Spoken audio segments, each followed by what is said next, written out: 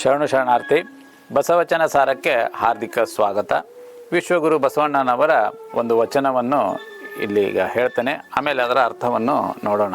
ವಚನ ಈ ರೀತಿ ಇದೆ: ಹೊಯ್ದವರೆನ್ನ ಹೊರೆದವರೆಂಬೆ, ಬೈದವರನ್ನ ಬಂಧುಗಳೆಂಬೆ, ನಿಂದಿಸಿದವರೆನ್ನ ತಂದೆ ತಾಯಿಗಳೆಂಬೆ, ಆಳಿಗೊಂಡವರೆನ್ನ ಆಳ್ದವರೆಂಬೆ, ಜರಿದವರೆನ್ನ ಜನ್ಮ ಬಂಧುಗಳೆಂಬೆ, ಹೊಗಳಿದವರೆನ್ನ ಹೊನ್ನ ಶೂಲದಲಿಕ್ಕಿದರೆಂಬೆ, ಕೂಡಲ ಸಂಗಮ ದೇವ.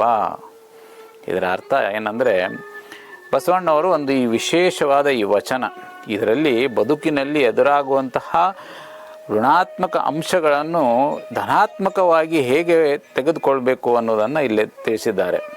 ಅಷ್ಟೇ ಅಲ್ಲದೆ ಹೊಗಳಿಕೆ ಮತ್ತು ತೆಗಳಿಕೆ ಇವುಗಳನ್ನು ಯಾವ ರೀತಿ ನಾವು ಸ್ವೀಕರಿಸಬೇಕು ಅನ್ನೋದು ಈ ವಚನದ ಮೂಲಕ ಬಸವಣ್ಣವರು ಬಹಳ ಸುಂದರವಾಗಿ ಹೇಳ್ತಾ ಇದ್ದಾರೆ.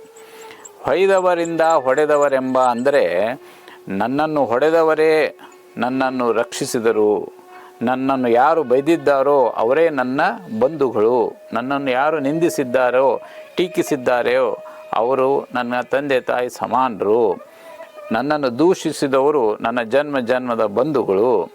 ಹೊಡೆದು ಬಡಿದು ಟೀಕೆ ನಿಂದನೆ ಇಷ್ಟೆಲ್ಲ ಮಾಡಿದವರನ್ನು ಬಸವಣ್ಣನವರು ತಂದೆ ತಾಯಿಗಳು, ಬಂಧುಗಳು, ಆತ್ಮೀಯರು ಎಂದು ಹೇಳ್ತಾ ಅವರು ಒಂದು ಮಾತನ್ನು ಇಲ್ಲಿ ಹೇಳ್ತಾರೆ ವಚನದಲ್ಲಿ: ಹೊಗಳಿಕೆ ಮಾಡುವವರನ್ನು ಮಾತ್ರ ಒಪ್ಪಬೇಡಿ, ಹೊಗಳಿದವರು ಹೊನ್ನಿನ ಶೂಲಕ್ಕೇರಿಸಿದರು ಎನ್ನುವಂತಹ ಕಟು ಸತ್ಯವನ್ನು ಬಸವಣ್ಣನವರು ಈ ವಚನದಲ್ಲಿ ಹೇಳ್ತಾರೆ.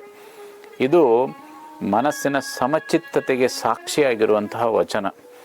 ಹೊಗಳಿಕೆಯನ್ನೇ ಅಭ್ಯಾಸ ಮಾಡಿಕೊಂಡು ಬಿಟ್ಟಿದ್ದೀವಿ ಇವತ್ತಿನ ಕಾಲಮಾನದಲ್ಲಿ.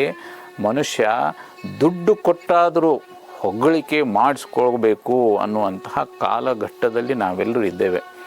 ಈ ವಚನವು ನಮ್ಮನ್ನು ಆತ್ಮಾವಲೋಕನ ಮಾಡಿಕೊಳ್ಳಲು ಇಂದಿಗೂ ಕೂಡ ಬಹಳ ಪ್ರಸ್ತುತವಾಗಿದೆ ಅಂತ ಹೇಳ್ತಾ ಇವತ್ತಿನ ಈ ಸಂಚಿಕೆಯನ್ನು ಇಲ್ಲಿಗೆ ಮುಗಿಸ್ತೇನೆ.